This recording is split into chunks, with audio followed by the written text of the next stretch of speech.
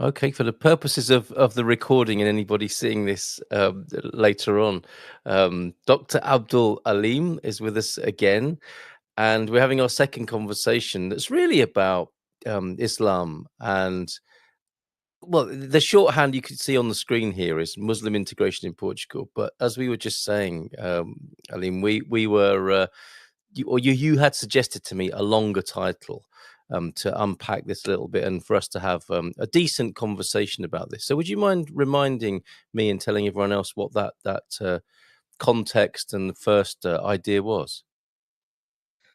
Yes, I think that given the fact that I am from South Asia myself and that I was born a Muslim, of course, I had a very difficult journey myself.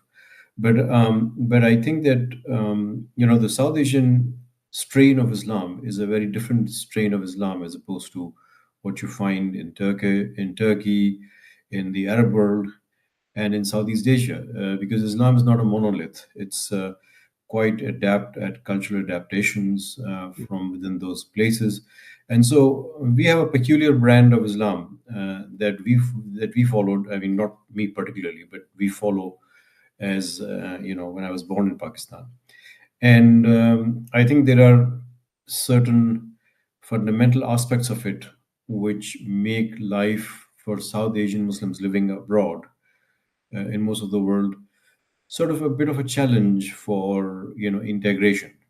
Right. And so I wanted to really highlight those areas because I think that in many senses I find that a majority of the North African Arab people, Turks especially, because of the Ottoman interaction with Europe for a very long time, Hmm. have a less of a hard time in terms of their struggles in foreign lands, Okay. as opposed to what has happened to South Asia, which was more or less colored by, a Central Asian invasion and then British rule of over 200 years.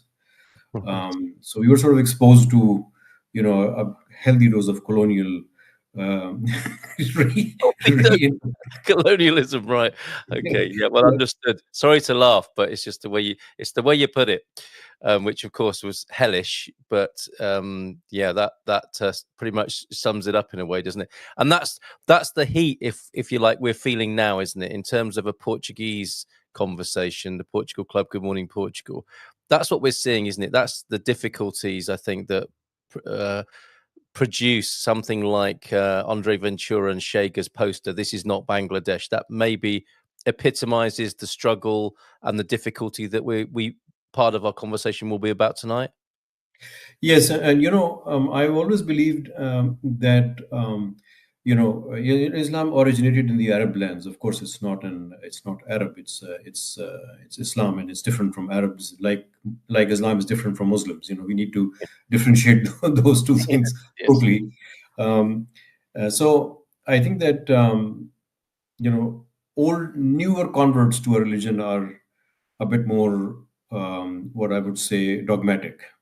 You know, Yeah. while Arabs are, Evangelical, evangelical, you might say. exactly, yes. Yes, While the yes. Arabs have relaxed because this is what they came up with in the first place. Is sort of Islam sort of came to Arab in the first place, and the Turks got to it because of very different reasons.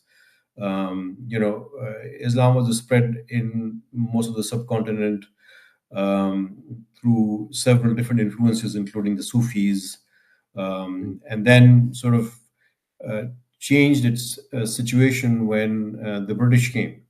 And interestingly, historically speaking, there are three very, very interesting critical Muslim revival movements in the subcontinent during the British time that encultures most of the Muslims living in other parts of the world. And given our bad record on development in subcontinent, most of the diaspora of the South Asian people has been a large diaspora from across the world. So it forms a large majority of people who are fleeing very difficult conditions in their homes. Yeah. Pakistan, Bangladesh, India. There's no exception. Nepalese. Just give you a quick brief of what are the three movements that eh, originated during the British colonial rule, Mm, and part of the reason was because there was a sort of a onslaught of the British, missionaries into India for conversion. Also, Macaulay famously said that if you were to enslave somebody's soul, you have them forever. So part of that movement was that, and as a reaction, I think there was a reaction among the Muslims of the subcontinent, and one of the most famous movements for Muslim revival was called the Aligarh movement, which was founded by Sir Syed, who was a very famous intellectual during the British rule, and he founded a university. And his emphasis was that Muslims should actually learn all the Occidental, uh, you know, discourse, and mhm, then try and beat them to with it, getting an expertise, and then beat the British at their own game, basically. yeah. As opposed to the Aligarh, there was another movement which was called Deoband movement, which was a total reaction to Aligarh's modernistic outlook, and that sort of fell back to old, very, very traditionalist Islamic strict interpretations, and Mhm, told Muslims to go back to the origin, give up everything that looked even symbolically modern. Don't wear any clothes, like don't look like British, don't even, you know. And so essentially, it was a full reaction. mhm, And then the third movement is called the Ahmadiyya movement, which is a movement founded in 1889, of which I became a part.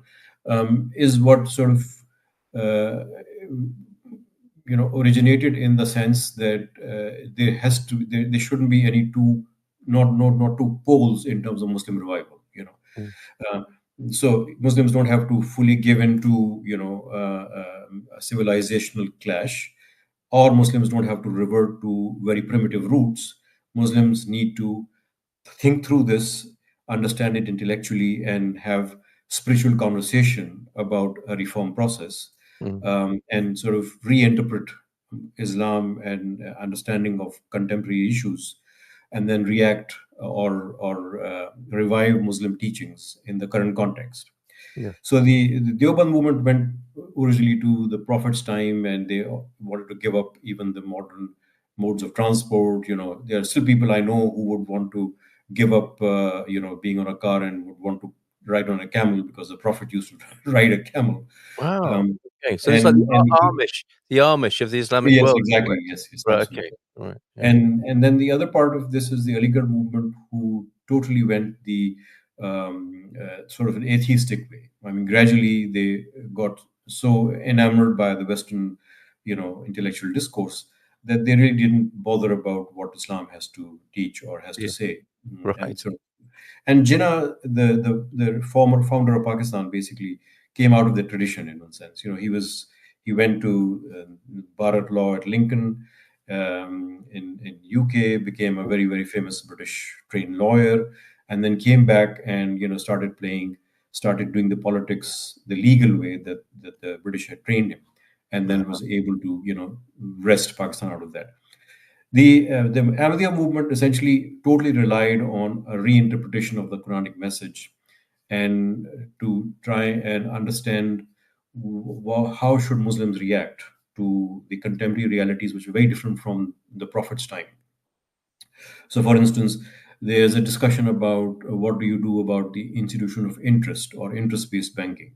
You know, Mm, if you were to talk to the Aligarh people or the Aligarh movement, the progressive movement, they would say they don't really bother about it. It's okay, which is a problematic solution because we know a lot of debt problems in the current, economic scenario are about the interest-based banking yeah, systems, basically. yeah. On the other hand, the Deoband movement basically totally shunned the banking system and said, we are not going to go there because that's totally against Islamic teachings, and so those all institutions are forbidden basically for Muslims to take part in. Now, the question is, where do you sort of draw a middle path where you don't fully, totally disown the modern systems, but you try and get rid of the parts that are sort of injurious to human condition and economic health of Mhm. societies. Yes.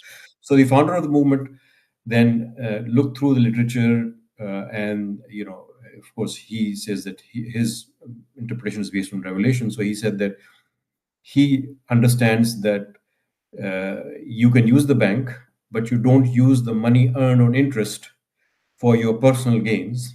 Hmm. You use the interest-based money for charity. Very good. And he Yes. said that actually it will not earn you any pleasure of God because it's anyway not good money, but it will circulate in the community so that you're not hoarding money, Mm. as a personal interest, but that you're then giving it away so that the money circulates, which is a very fundamental economic principle in Islam, that it encourages circulation of money, Mm. even through what I would describe to you, a capital gains tax on 1 year of your savings, basically, so that Yes. the capital doesn't get concentrated in a few hands, which is the current serious problem. It would appear to be. Yes, for sure. So Mm.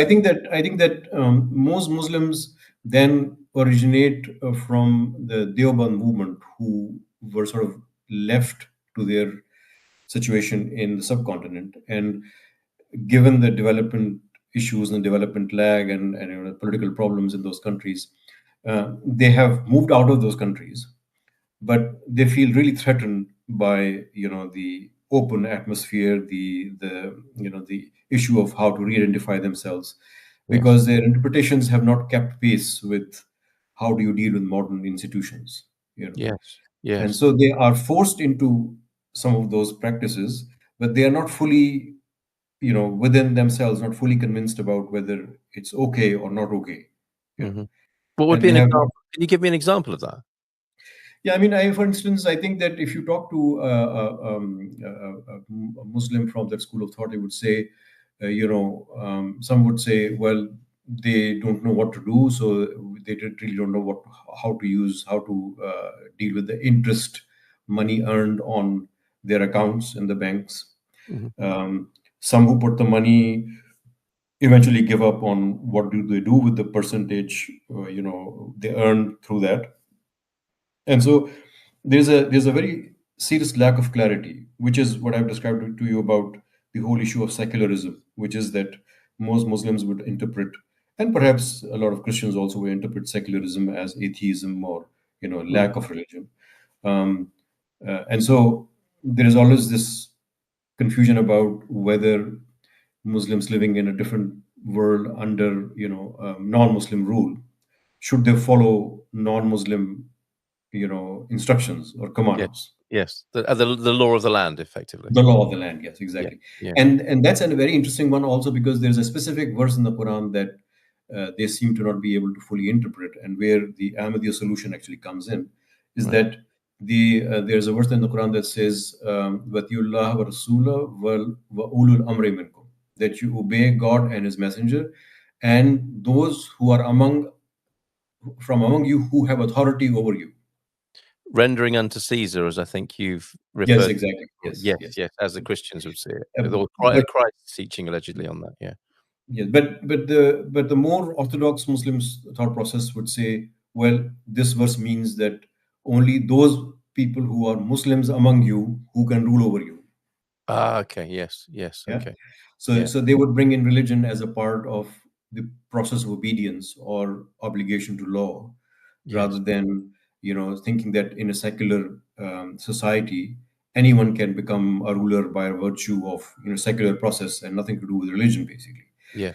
Um, Now, in our case, which is what another solution is, that we are told that the interpretation of that verse actually incorporates secular understanding, which is that the verse that means people who have authority over you also means non-Muslims or whoever is voted into power, basically. Yeah. And therefore, whatever they say, whatever legal process of a country is, you must follow fully that law, Yes. and that is the true meaning of Islam or Muslim, which is the one who submits, basically. Yes. Yeah. Very interesting. Okay, well, thank you for that scene setting, and that pretty much brings us into the controversy that we experience in a way. And part of that, I think, is the problem of how it's always a pleasure talking to you because of your angle and grasp, and I suppose it would be deference to the scripture that rules your life, and that comes across, which is what a wonderful thing, and that's why I enjoy speaking with you. And it's something we hear very little about in terms of the whole PR and messaging, anti Islamic propaganda, basically, that is the norm in the media, and it tends to focus on where it's broken down to the extent that you're talking about in the worst case scenarios of that, or interpretation of the teaching. And so that brings us to the very I mean, maybe this is too quick, too short a circuit, but it does bring us to the very practical matter of what do we do about that? Because it would, there are examples of how that is the case, where it seems, that there is a disregard for, even if there isn't obvious examples, there is a sense, isn't there, that's certainly promulgated and promoted by the media, that certain Muslims are not respectful of local culture and are not seeking to integrate. And this is like, a red rag to the proverbial Portuguese bull, and it speaks straight into the nationalism flames, the fire of, and this is where we're at in many ways. And there's a complete absence of what might be useful in that, an appreciation of scripture, and a relative understanding of people's religious beliefs and so on. I just see so little of that, and that's why I think it's so important that you and I at least have these tiny conversations on the edge of things to even begin to address that. But what do we do? How can we address what appears to be going on, and how those flames are being fanned at the moment around all of this? Yeah, I mean, I think I've been talking to some Portuguese friends of mine, and we have been talking about the need for starting sort of a dialogue process Mm, between the indigenous Portuguese and the communities who have come to live here, and people like, who would like to have a discussion in safe spaces. yeah. Because unless we start having that, the problem is not going to go away. You can't just turn a blind eye towards that. So, I mean, one interesting example that I always come up with is in many European countries, and it happens routinely in my part of the world. So, and because we are supposed to be Muslims, we are not supposed to protest against this, but it is totally against the teachings of the Prophet and the Quran, which says that civil law must be obeyed and is superior to religious law, in the sense that religious law essentially governs your personal sphere. It's a relationship between you and God, Mm, and God can be forgiving. But if you disobey civil law, you are liable to be held against the current prevailing order, and it may create disorder in society that may be more harmful to mm. societies rather than your own personal misconduct in a private sphere. Yes, So, yes. for instance, I've seen in many occasions many Muslims starting to put their prayer mats on the roads and start praying there. You know, and I see a huge amount of reaction from local populations, non-Muslim populations, who say this is not acceptable. Yeah, yeah. And it is absolutely not acceptable. Mm. In fact, the Prophet has been known to become absolutely unhappy and very displeased about people doing it in his lifetime. Really? Um, yes, exactly, and Yes, because he said that this disturbs civil peace, basically. yes, yeah. And because Islam, by its very meaning, is peace, you can't do anything to disturb I that. get it. I totally get it. It doesn't make any sense, does it? No. It's never. I suppose, unless you are the most sort of multicultural virtue signaler, who just, it's fine for people to express their religious beliefs whenever and wherever they want. Unless you're that sort of person, it's at least awkward, isn't it? Yes, oh, Yes, absolutely, yes. absolutely. And I feel that in many cases, some practices of my brother Muslims actually do a huge disservice to Islam, like Mm, the actions of certain people who we know have extreme interpretations, yes, and as opposed to asking an open question, which could be considered blasphemous or bordering on infidelity, which is totally encouraged in Islam, because absolutely there is no punishment for blasphemy in Islam at all, actually, none at all, and you are encouraged to ask questions. But as yes, opposed to that, if you were to engage in a conduct in the name of Islam and in the name of the Prophet, which disturbs civil peace, that is the biggest blaspheme blasphemy against Islam itself. It would make complete sense, wouldn't it? It's not peaceful, as you point out. It's Yeah, just exactly. it's Yeah. not a peaceful act, is it, to do that, to upset the ordinary flow of the Mm. society in which you've come into. What occurs to me, and sorry if this conversation will jump about because you're firing synapses that hitherto were unconnected or whatever, however the brain chemistry works. But on that basis, I'm suddenly realizing that you have two jobs to do now, don't you? You have that message for your Muslim brothers, as you put it, and the culture in which you find yourself. In the way you're explaining to me, this isn't cricket, to use an Anglo-Indian or Yes, Anglo subcontinent understandable metaphor. It's not cricket, and so on the one hand, that's very comforting, isn't it, to hear that as a perhaps as an indigenous Portuguese person who's very traditional, and to hear you saying that will come as some comfort, I think. But then you've got the other job to do, which is to have that conversation with your Muslim brothers about that. Is that? Do you see that as part of your work? absolutely. Yeah, I mean, I Okay. think that yes, and it's a bit of a struggle, and I'm still trying to find ways to try and get that through because, you know, given where I am coming from, and given the place that has been assigned to our community within the Muslim, understand, background, Mm. very few people will actually then say, okay, so they will just go ahead and say, well, you're not a Muslim, so you can't say those things, basically, Oh that you dear, have yeah, no okay, claim. Yeah, yeah, so yeah. basically, that will be washed off immediately from, Cancellation. You face okay, cancellation. I would be cancelled, exactly. Yes. Credentials will be gone. Yeah. Unless I, in one sense, if I go there and they don't know who I represent, in one sense, Okay. and I start saying things that would then bring audience together. So, for instance, I tell you, when I was in the Philippines, and because of the work in the UN I was doing, I was asked to talk to the Moro Liberation Front. Then it became Moro Islamic Liberation Front, which you mentioned last time, Mm. and um, I was asked to review children's education curriculum that was being taught in the schools of those, the Moro Islamic Liberation Front schools. And when we started looking at that, we were really worried because some of the interpretations of the Quran led to what would call later militancy among children. Yes. And so, you know, I remember sitting in a room where I was asked to explain some of those things. They didn't know that I was representing the Ahmadiyya movement, or I was just representing the UN there, basically. Right. So it was more like, okay, a neutral grounds for them to hear, basically.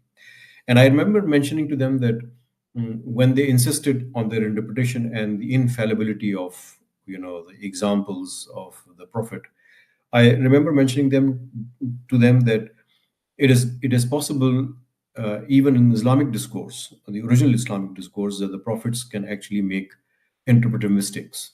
Mm. And every the whole room went silent. It was like, Can and imagine. remember, these are sort of the core of the militant group, who's sitting there. People with beards and very sort of renowned scholars, and they were sort of going to pounce on me. And when I said, no, no, look, I mean, let me then give you some background of this. And then I mentioned to them two specific events from the Prophet's life in which he himself actually accepted to having made interpretive mistakes. You know, Wow. Yes. and so once he saw a dream and he interpreted it, and then he acted on it, and then learned that was not going to happen. It was a prophecy, and it was supposed to be fulfilled much later than he thought. Um, and when I narrated those events, suddenly the room went quiet, and they said to me, "Look, we know these events from his life, but we never linked it to the concept of infallibility." Yes. You know, and But and isn't that a so beautiful teaching as well, though? Because if the prophet can be wrong or can change his mind, we all can. That's yes, that yes, that's a absolutely. gift. That's a gift, isn't it? Yes, exactly. Yeah, yeah, Yeah. Yeah. absolutely. And so I think that the discussion is sometimes about who can make those connections, Mm. because the knowledge exists. The Islamic history has been preserved to a very large extent, by tradition and by the Quran itself and things. And the only problem is that when people assign uh, people who are not even fully educated themselves to a leadership role, which is what happens to clerical, interpretations and clerical people in all religious institutions. Yes, yes, yes. When you assign authority to them and then you just agree with them in whatever they say, you have suspended your judgment. Yeah. And the moment you suspend your judgment, you are a tool in the hands of those people, basically, That's who chilling, isn't are, it? who are playing a game. It's And true and and it's chilling. Yes. exactly. And then if you were to say, you could be fallible because the prophet could be, in terms of interpretive mistakes, then you're challenging authority. you Yes. know Yes. and that is what was being taught to children in that school, is that authority cannot be challenged. Yeah. you know Yeah. so when I said that you could actually challenge the authority here, you could challenge the authority of, yes, this person, then once you link those events, you would say, oh my God, that's somebody has told them, as if it was heard for the first time, basically. Yes. uh, Yes. those two things are not linked. Yeah. Amazing. Amazing. Well, okay. Well, it looks as though what dawned on me, and what dawns on me often in our conversations, is conversation is the way forward. And I think food, probably the way to the Portuguese heart is via the stomach, as I've begun to understand it. And I can think of no better way of connecting and having ourselves, any of us, all of us human beings, with something to share, something that we feel that might be misunderstood. It's lovely to have the opportunity to speak of it, and preferably over and including food, which Hmm. is a time-honored tradition. And that was my experience of going to a mosque for the very first time. It was an amazing spread. I Which see. is very, very memorable, and I Yeah. and I had a great time. My one and only visit, strangely enough, based on how fondly I remember it. But is that then the way forward? Would you say? And it's slow though, isn't it? No. When we've got a surge of nationalism and political issues that come to race and culture, and people becoming very angry and emotional. Compare and contrast that to the work that is done over over food and in conversation. It's a slow process, but we don't have any alternative, do we really? Well, I think if there is a lack of depth in spiritual connection, Mm, or a spiritual understanding of a dialogue, then people would gravitate towards superficial identities, because right. you still want to be a part of a group, and if there is no life in your connection, then you would want to find familiar faces and familiar groups, which Yes. is what Yeah, happens, in most immigrant populations, that they will of course. gravitate towards their own, basically, and form Yeah, ghettos in one sense. And yeah. I think it's partly to express insecurity, but partly it is because they are unable to form, because of the fossilization of their own views, they are unable to form deeper spiritual connections. And here in this society, I've talked to many Portuguese, and many Portuguese actually also have a very nostalgic view of, Catholic Christianity. Mm, And there is this course, of course, still a large older population in Portugal, which who still respects and observes some of those spiritual values. mm. But I think that in terms of the debate on integration, the question has always been, what aspects could we one consider non-integration versus integration? Okay. So, I mean, for instance, in terms of political integration, I think the question is sort of a bit moot for many of us, because you're not going to vote anyway for a while, and in some cases, some nationalities can vote after 3 years of residence for their local elections, but that's about it. I think that if you do that, you can integrate, in at least the political mainstream. Mm, In terms of economic, I think that lots of people, at least from the South Asian Muslim origin, are still struggling with their economic issues. So there is not much choice about where do you want to invest, what do you do with the interest or not interest. Those questions are totally marginal to their existence in one sense. Yes. But for social integration, I think the question is twofold. One is, why did you come here in the first place? um, and what do you do with forming a new identity? And I think sometimes when I hear people and when I see the Facebook discussions, for instance, this whole issue of the Mr. Ventura going around and putting that picture up on "This is not Bangladesh." I think it's a bit of a overreaction to that picture. Hmm. It's sort of stating the obvious. It's sort of kind of stupid, actually. Yeah. Yeah. But I think that some people take their wanting to be in Portugal, too seriously, in the sense that you could be here and you are here already, and there's no real, actual, immediate threat to your life in the sense of being deported. There is a process that's going on, and we know, and we all know that there is a huge amount of lag and bureaucracy and all that we all complain about. But the fact is that we are living here, and we could very much do whatever we want to do, basically. But so in terms of thinking through that, I sometimes think that we need to relax a bit and say, okay, so if we don't put our energy into worrying about what is going on and start thinking about what we actually do positively Yeah. to try and help the society we are in, you Yeah. know it will probably be we will probably better off both in terms of mental health and also in terms of our future. you Yeah. know Yes. Yes. Yes. Well, I absolutely agree with you. I mean, that sounds very spiritual to me personally. To live in the moment and address your conditions. That's a spiritual realization as far as I'm concerned. It would be unwise to do anything other than that. Actually, I'll escalate that.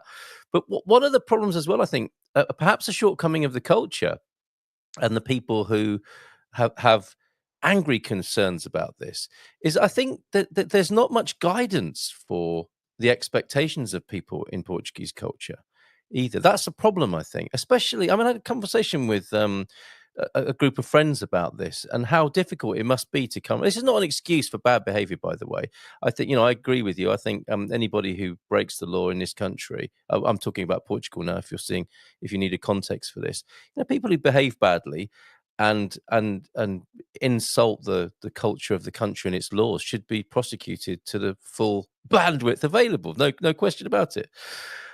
And in a more prosaic day-to-day way, I think a lot of people have been dumped into an alien culture where they don't really understand what's expected of them. How could they? How could they know? And one of the cultural tools is learning the languages, and it's doing the A2 course, which I think has some cultural awareness that goes with it. I mean, that happens anyway when you learn a language, but that seems to be one, if maybe the only way, and it's optional. And there isn't much guidance really on what's expected until you break the law, which is quite a long way to go, isn't it? Between landing in an alien culture whose rules you don't understand, and lots of nationalities do that. We have holiday makers who come to this country from my own native culture who behave disgustingly, as far as I'm concerned, who die from overindulgence in the south of this country, and that's, to me, it's horrific that goes on, and they should face the full force of the law. And I think there's a tolerance for it, commercial tolerance that goes on, and it's really inconsistent and messy. But at the same time, the two parts to this. One is, the country's response perhaps to educating people in how they might behave without finding the last wire for that being the actual law itself and the truncheon of a policeman, and what we might do in our own native in our expat communities, if we kind of own our own sub community. Because I got a very interesting text last night from an American who said, I'm in a restaurant and there's a woman, who's talking really loudly in English Do you think that's and it was a catalogue of complaints about this woman's behaviour. Do you think that's off? And I said, yeah, definitely. It sounds just bloody rude to me. And he's like, yeah, I thought so. And it was like, it was us feeling a collective shame for the behaviour of somebody in our expat community. And I'm not. I'm all for it. I'm all for it. You know, we should kind of police each other as well. What's your view on that? Yeah, I think so. But then, that's not specific to Portugal. I would say that in any Oh, wherever you go. society, Yeah, yeah, absolutely. Yeah. I mean, I think it's just it's simple human decency. I think Yeah. it's very small sort of. I would say it is just basic etiquette, Mm. of behaving, normally in a society. So I think if you were just to stick to some of those principles and not really get out of the way to, sort of, offend people around you, Yes. you should be okay. I mean, I think there's not really very difficult, sophisticated science behind it. I think it's just basic Am I complicating it? Maybe. human decency, and I think that uh, you know I, I have people from my culture I feel sometimes very ashamed of when I go and they're sort of speaking loudly in a mall or on a road, and they're on a phone and have no sense of what is going Yes. on. I recently went to the UK, and in a train or in a sort of shuttle, there was a gentleman on the phone without any regard to anybody. He was telling everybody the details of his house. It's like, It happens, and doesn't it? then it can happen anywhere. Yes. And people have sometimes people speak loudly because they sometimes are hard of hearing, and that's Mhm. that's perfectly understandable. But you don't know sometimes that they're hard Yeah, of hearing yeah, actually, so they must be you're screaming at the top of their voice because it's difficult for them to hear yeah, themselves. yeah. But I agree with. I think that the problem of integration to me seems to have been taken to a point where I was just listening to a speech from the leader of our movement, and he was saying that in many countries the cultural problems actually spring up because there is an ingrowing resentment in the local population that is not being looked after by their own government, basically. So true. Absolutely. This is And where radical once movements arise, isn't it? yeah, exactly. And when once a citizenry is absolutely frustrated. And we know how uh, democracy is failing almost across the European world, everywhere. They are now hostage to lobbies and business interest groups, and medical and pharmaceutical industrial complex, and things of all kinds of stuff is going on. Mm. And so I think that there is a general failure of governance, and a gap, or what I call the democratic deficit, that is eating up people's peace. They want to say Absolutely. something, it's not heard, and you feel resentful. And in Yes. many cases, the economic realities of Portugal, especially for people who are middle or low middle classes, has been really, really has gone really to really deteriorated. Yes. So, what do you do with that resentment? With that resentment, if you heard an immigrant, even if he's hard of hearing and he's just shouting at the top of his voice because he's hard of hearing and he can't hear himself, you would think that person is rude. And Yes. that will be your final conclusion. You will That's not have your that person will evidence. have no Yeah. chance Yeah. of, you There's know, the migration policy failure right there in exactly. Yeah. Yeah. one personification. Yeah. You give no space then because your internal frustration is also so high that you would think no. And that person is frustrated because he is already in a very strange environment. He's sort of already trying to cope with a lot of other kinds of stresses, and this person is unhappy because there is a resentment against their own political class and the government, and the failure of your tax money getting back to you and things of that sort. And there's a huge room for total misunderstanding on both Yeah. sides, and Well, that is what is happening. it is a perfect storm, isn't it? And of course there are abusers of the system as well. No question about that. We are dealing with a very rich picture for sure, complex picture, I should say. And just today, my experience of it, I'm driving. Or was it yesterday? Anyway, I saw a Shager billboard. Strangers shouldn't get benefit. Yeah, foreigners shouldn't get benefits. I think that's a new campaign. It's like I don't need to see this. I'm working in this country. paying towards the benefit system, getting highly taxed. I don't use the health system barely at all. I don't use the education system, and it's this is too broad a weapon, isn't it? Really, and really, I think a good replacement for that, or a good complement to it, is solidarity with Portuguese people. I'm honestly not your problem. To be Yes, able to say that to exactly. people Yes. is honestly, I don't think I'm your problem. Yeah. In fact, you're the least of the problem, because I think Yeah, the real struggle is within the political and the economic system, which is yeah, not serving the interests of the common people. And yeah. and I think that's probably true across Europe and the North America right now. It's a bit of a Uh, thing, isn't it? yeah, yeah, exactly. I mean, I think that yeah, and I, every I get worried about it actually, because Yeah, I think that eventually, mm, the the problem is not going to be just the immigrant population; it's going to be even their own people, because you yeah, know, a society is only as strong as their weakest. You know, yes, yes, and if you can go after the vulnerable people, and get some way ahead with that, then the next group, which is closest to them, will be targeted, and then the next one and the next one. And this is the usual process where how fascism actually spreads. yes, indeed. Until the government runs out of fingers to point, perhaps, or until the people in those groups can find some solidarity with each other and actually see the elephant in the room together. And it's the otherization. I mean, when we talked about last time, I think that it is the same process where, Muslims give fatwas or decrees against each other, that you're not a Muslim and I'm a Muslim. And then, eventually, among the 2 billion, a billion Muslims, the only one left would be one who would say, I am the only Muslim, everybody else is a non Muslim. It's Yes. like the otherization that happens in all spheres: religious, political, economic. You are the enemy and I am the one who's on the right, basically. Yeah, well, that needs to be thought through, doesn't it? And people, perhaps a little bit of the heat taken out and some light brought to this, which you do with our conversation. So I thank you for that, and I also thank you for feature for having me featured in the Muslim Times. It would appear this was this was our earlier conversation, and we've already got an idea for a third. Seeing the other, understanding Islam. That was a great conversation. It's available on YouTube now.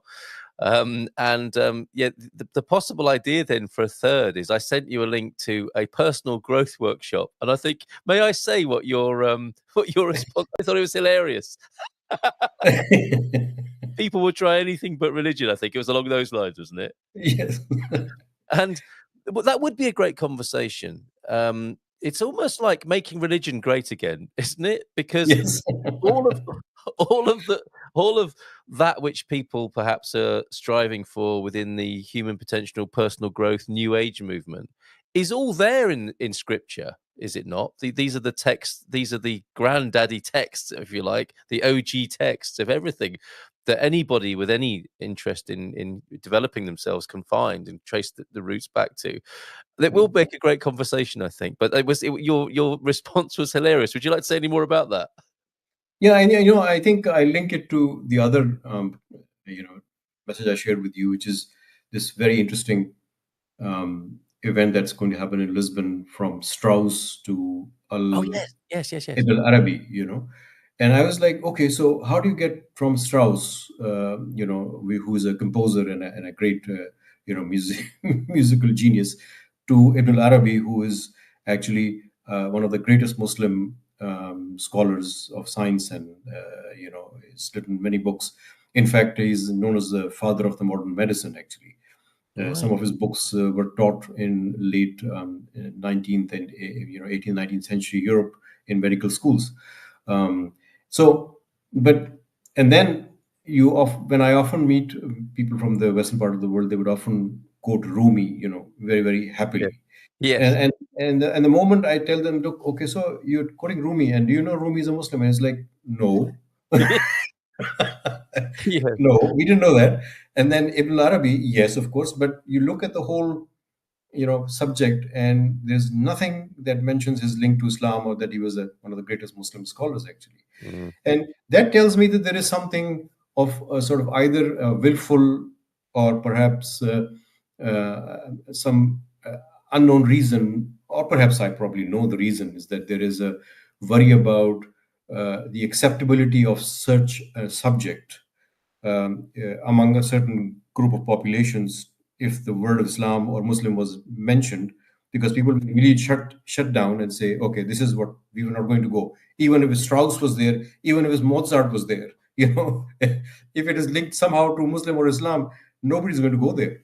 It's tragic, Aleem, because I sent you a link, didn't I, to Mo Goldat? I don't know if that's how you pronounce his name, Yes, but yes. he's a very inspiring speaker, and he's been through some incredible ups and downs in his life, and he touched on this, the problem of it's the propaganda, isn't it, and the marginalization, or othering on a grand scale.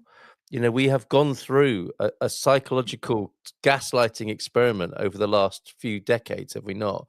Led, I think, by the sort of the Anglo-American dream, which is a bit of a nightmare at the moment. Let's be honest about it. And it's so surprising to me to see how I fall for it as well. But so good is the job that's been done of othering other cultures outside of the accepted bandwidth of what is the right way of life for human beings, effectively.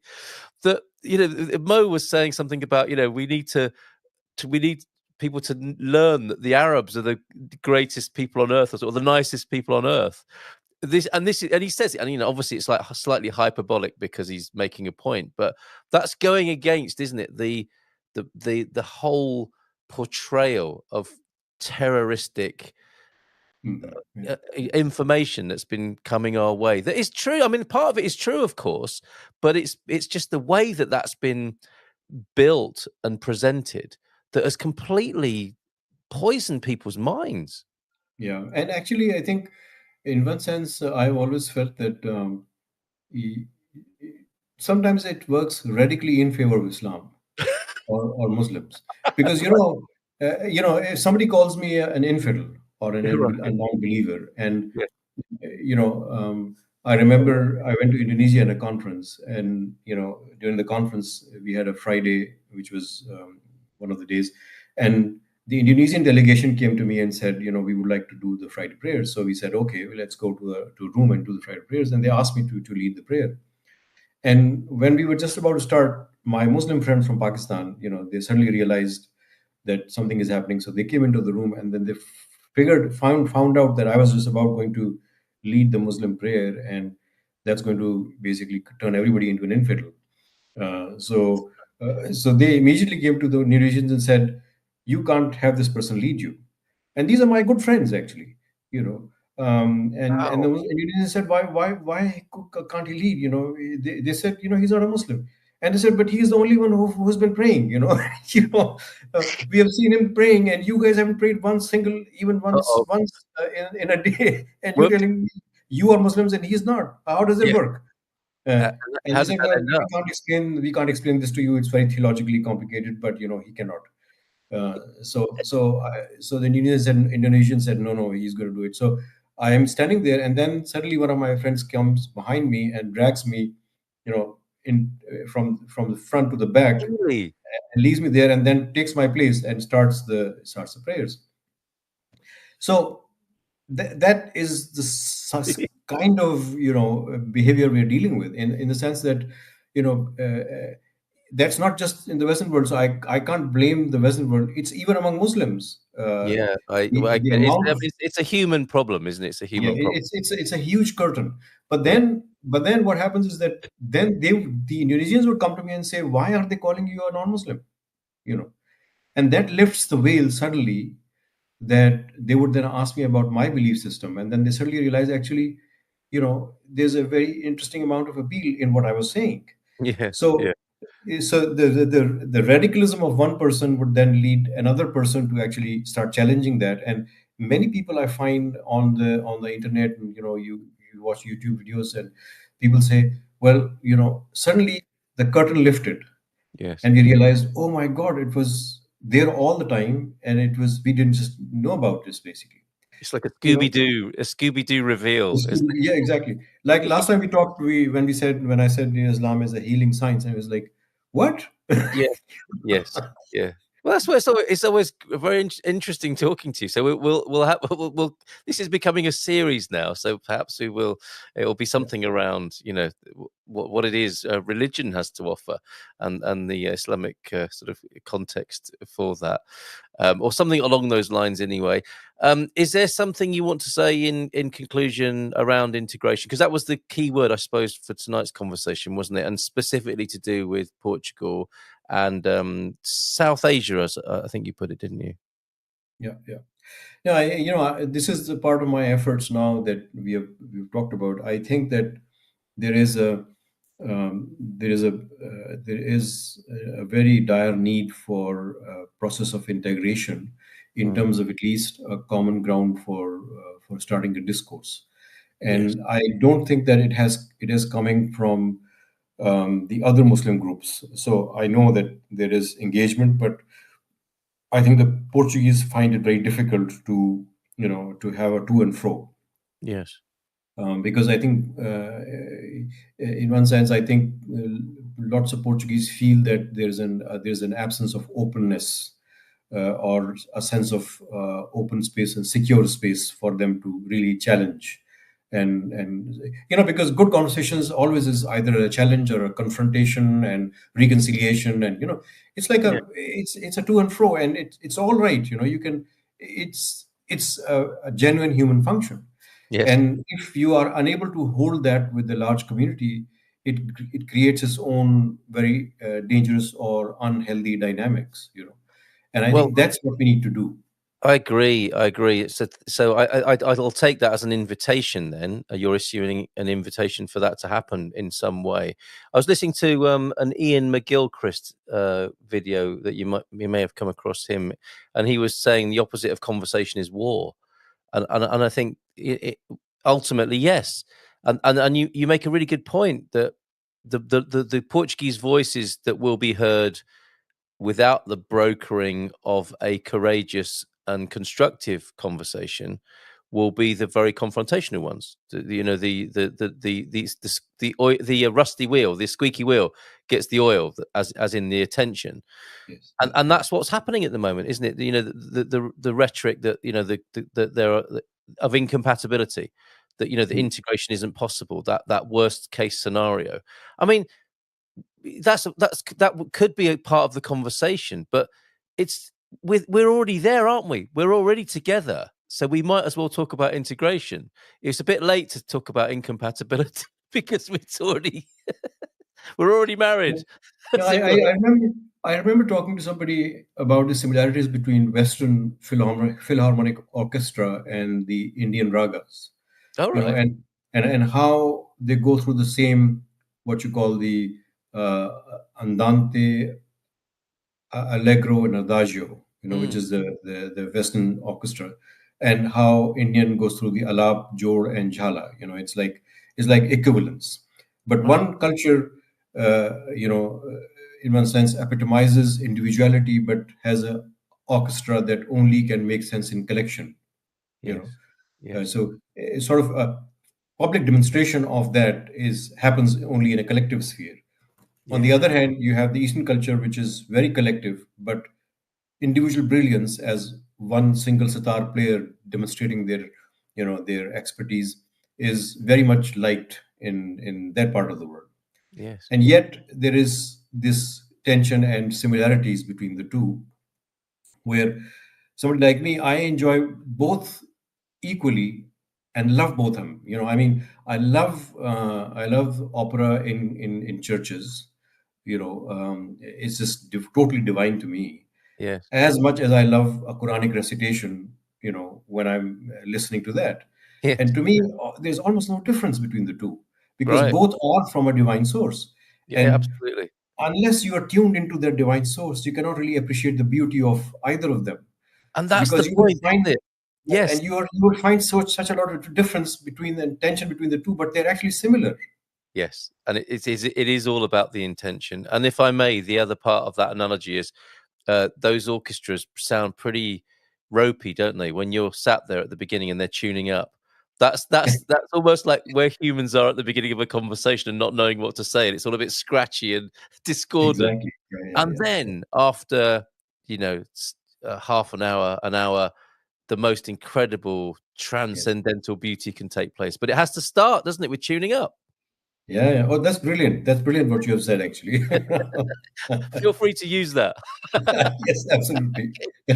No copyrights there. I think that was teamwork. I think that was teamwork there. So thanks again, and I will I look forward to our next instalment. So thank you very much indeed. Thank you so much.